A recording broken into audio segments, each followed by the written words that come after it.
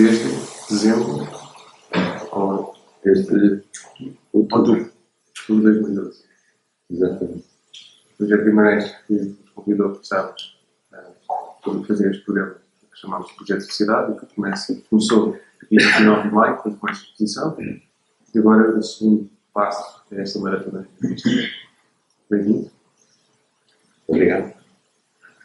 Como é que vamos começar? Bom, quer dizer, eu acho que há duas questões que nos apetecia colocar. O tempo de entrevista é curto e, portanto, temos de ser económicos. A primeira tinha que ver, obviamente, acho que é que se impõe com o passado, quer dizer, com a sua relação com esta casa. Talvez não seja aqui o momento de se falar das lutas que travou, que tem que ver com questões de classe, questões muito práticas, que nos interessam talvez para outros fóruns, mas a primeira pergunta era essa, era qual, se há memórias do começo do seu percurso, nomeadamente quando fez aqui a primeira exposição e que importância é que isso teve no desenvolvimento, na afirmação do seu percurso autoral. Bom, eu sou sócio desta casa, não me recordo bem, mas desde 1970,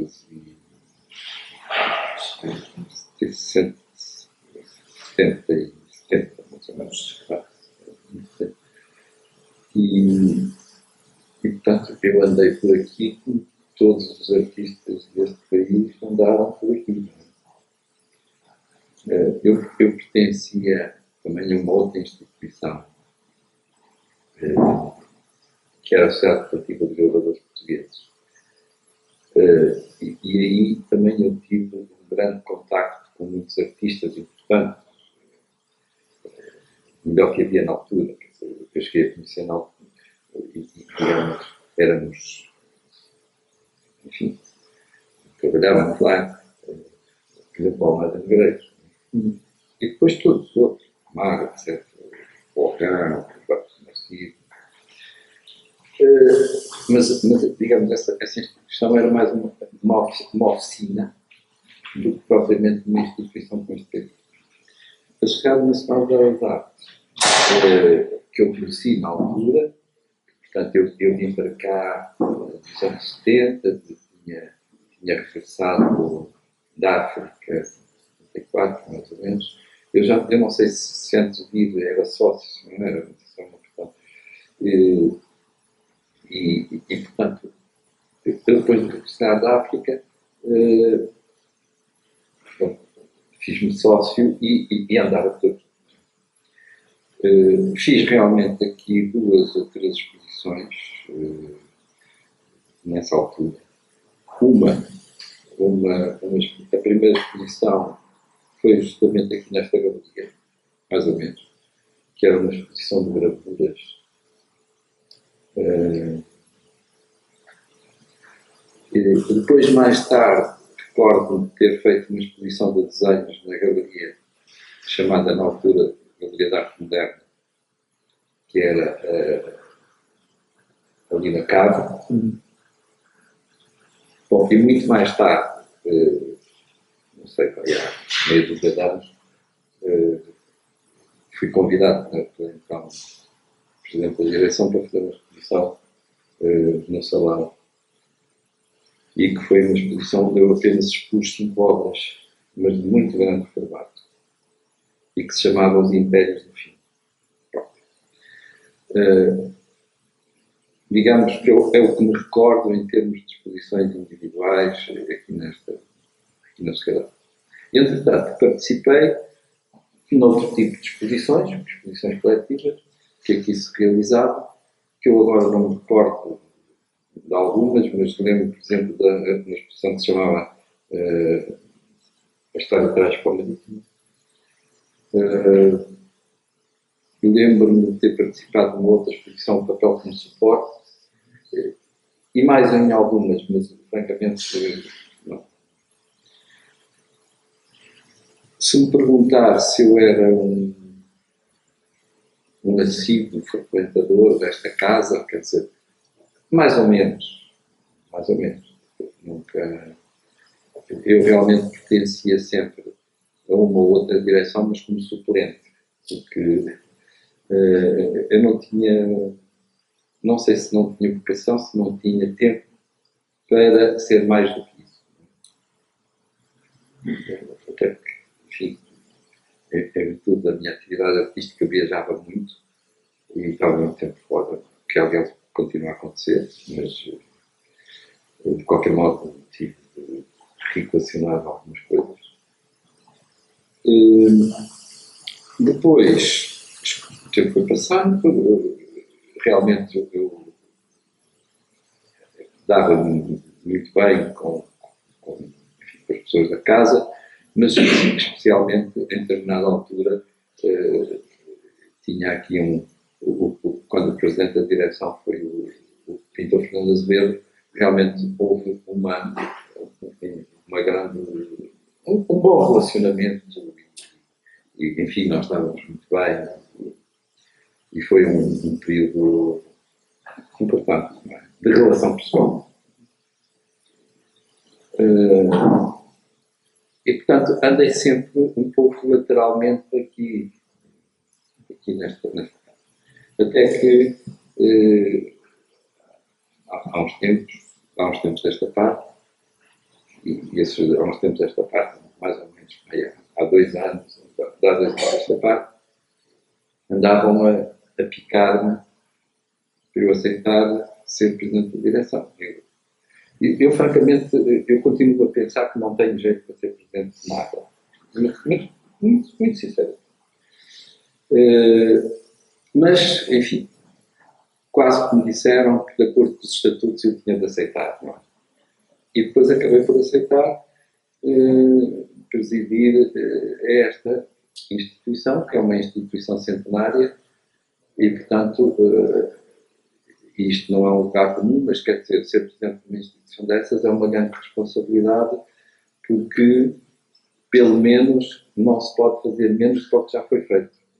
Tem de se fazer pelo menos a mesma coisa ou mais, se possível. E portanto, quando eu tomei posse, o que eu pressenti é que nós precisávamos de nos dar a conhecer, nós, instituição, mais do que aquilo que já éramos conhecidos. E procurar que esta instituição fosse um centro, um fórum de discussão, de debate, em que nós poderíamos dar, mas também precisávamos de receber. E, portanto, é nessa linha de trabalho que eu, em conversa longa, em longas conversas que eu e o Nuno inicialmente tivemos, e até porque tínhamos já, curiosamente, uma empatia de trabalho,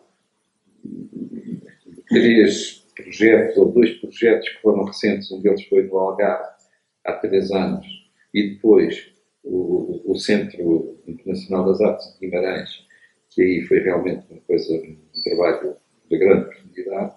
Então, eu propus inicialmente a ele, e depois ao Frederico, que constituíssemos uma espécie de grupo de trabalho para arrancar com um projeto para os meus 2 anos de mandato. Porque daqui por 2 anos termina, portanto, o meu mandato e termina este projeto.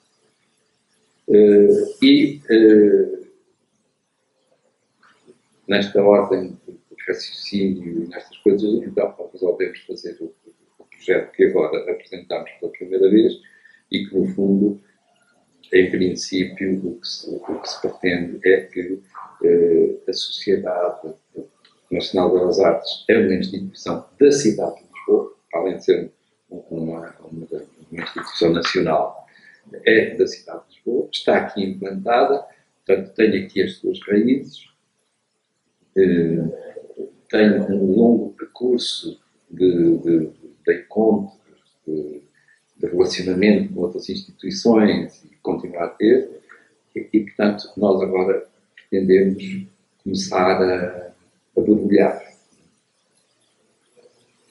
E, portanto, isto é um pouco a história e a minha história até aqui. Qual é que acha que seria ao fim destes 2 anos, qual é que gostaria que fosse o seu principal legado? Ou o principal legado do seu mandato? Bom, eu acho que qualquer pessoa que vem para que assume um cargo destes deseja fazer diferente. E, portanto, eu pretendo fazer diferente.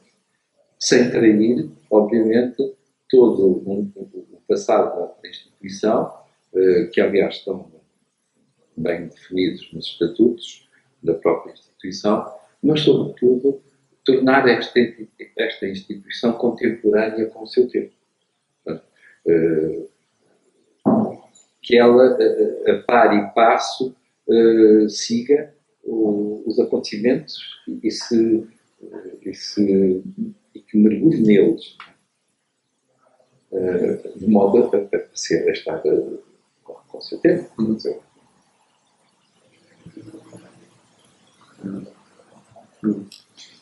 Quer dizer, há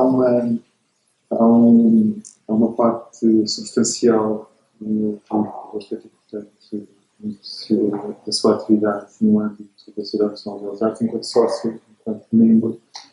E quer dizer, nós vamos falar bastante disso ao longo destas horas de entrevistas, deste palimpsesto de entrevistas. Mas acho que podemos inaugurar já, temos alguns minutos, que é a luta que travou no âmbito de uma classe, que podemos assim chamar, profissional, e assim podemos chamar certamente, que são os artistas, não é? Que em termos de organização estão bastante desagregados. Não há como com os arquitetos, não há uma classe, não há uma ordem, há uma desordem. Isso é pouco conhecido do público em geral, mas houve um conjunto de batalhas que José de Guimarães levou a cabo no âmbito de coisas muito práticas, como a relação, quer dizer, a deslocação de obras de arte de Portugal para o estrangeiro, de cá para lá, questões fiscais, questões autorais, que eu acho que, em algumas palavras, poderiam ser descritas como. Acho essa uma parte bastante importante da sua atividade aqui e também da atividade desta casa, se há algo próximo de uma ordem de artistas é a Sociedade Nacional de Belas Artes. Bom, isso é verdade, quer dizer, nós artistas somos, nós vivemos despegados, quer dizer, não temos um corpo, e realmente uma instituição como a Ordem dos Arquitetos, a Ordem dos Engenheiros, tal que dá esse corpo, que nós não temos. E ao longo de muitos anos, sobretudo quando eu comecei a fazer exposições no estrangeiro, etc., comecei a deparar, porque eu, de certo modo, fui um pouco pioneiro nisso, quer dizer, eu fui dos primeiros a arrancar para fora. E comecei a deparar com imensos problemas de ordem legal. Por exemplo, uma obra de arte de um autor vivo para sair de Portugal,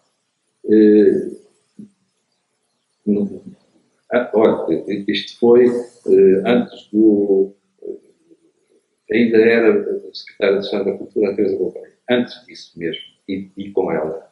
Qualquer obra de arte, nem que fosse uma folha de papel A4, desde que tivesse uma assinatura do artista, tinha de ir a despacho e ser autorizado pelo Secretário de Estado. Quer dizer, só depois de um despacho de Secretário de Estado da Cultura, do Ministro da Cultura, é que aquela obra, mesmo que fosse uma coisa perfeitamente negligente, e que fosse até uma brincadeira de criança, mas se levasse uma assinatura, as autoridades alfandegárias consideravam aquilo uma obra de arte, património, não sei o quê. E eu, realmente, foi uma das minhas primeiras lutas, e nessa altura eu era a Teresa Gouveia, secretária de Estado, e E eu, enfim, preciso de ver esse problema, se isto está disparado, quer dizer, em vez de estarmos a fazer a promoção dos artistas e tal, deixá-los facilitar-nos a vida, criou este problema. E eu lembro-me que ela pediu até um parecer ao Fernando Azevedo, que ela colaborava bastante com a Secretaria de Estado da Cultura. E foi a partir daí que houve um despacho em que esse despacho dizia que os autores vivos não têm de pedir essa autorização, têm apenas de dar conhecimento. Mas já foi um passo importante. Portanto, a gente dava conhecimento, mas depois acabámos por não dar conhecimento, e as coisas saíram. Isso é um dos problemas. Outros dos problemas que foi uma luta também minha muito grande era o problema de reconhecerem que as obras de arte estavam ao abrigo de disposições legais que tinham a ver com a propriedade intelectual. Porque, ao nível da administração fiscal, e ainda hoje há problemas nesse sentido, ao nível da administração fiscal, eles não consideravam uma pintura, por exemplo, como sendo abrangido pelo benefício fiscal que eles concediam aos autores. E depois, a administração fiscal, cada funcionário tinha a sua interpretação e chegávamos a ter interpretações como olha, você quando faz um quadro, para nós é como um marceneiro faz uma cadeira.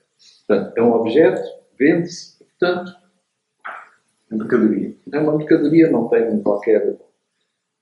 Isso foi uma luta muito grande, tivemos de pedir pareceres aos juristas, aos jurisconsultos, etc. Falámos com todos os partidos políticos e essa luta foi travada aqui pela sociedade. Foi apoiada até aqui pela sociedade. Embora eu estivesse um bocado à frente disso, à frente desse combate, coordenei um pouco isso, mas era aqui a sociedade que se bateu por essa coisa. Mas a administração fiscal é muito teimosa, quer dizer, e eles, apesar de haver despachos no sentido de dizer, sim senhor, é autor, é uma obra de arte e tal, aquilo quase foi preciso, e isso foi o ministro Sousa Franco que solucionou, foi preciso que o ministro Sousa Franco escrevesse um despacho para todos os chefes de repartição do país, a dizer assim, cumpram esta decisão que foi tomada, etc. Só para terminar, se calhar. Mas agora há mais, porque no presente momento vai sair uma determinação que vai entrar em vigor em 1 de julho, em que toda a mercadoria, portanto, uma obra de arte para eles é uma mercadoria, toda a mercadoria que se desloca tem de ser comunicado às finanças.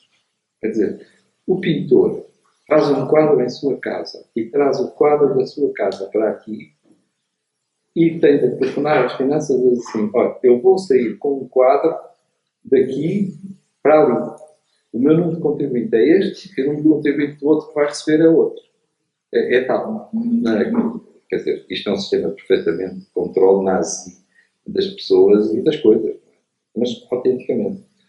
Aliás, o Pacheco Pereira fez um grande artigo a dizer que nós agora temos de andar com o número de contribuinte escrito no braço.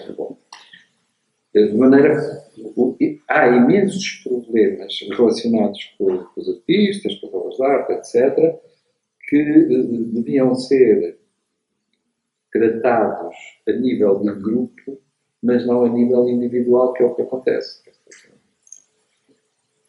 Sim, podemos esperar que a sociedade seja por parte também. Pois, de resto, é muito importante, e uma das coisas que nós desejaríamos agora, neste momento, é ver se engrossávamos o corpo associativo, quer dizer, se engrossávamos o número de sócios para que, enfim, a união faz a força, não é?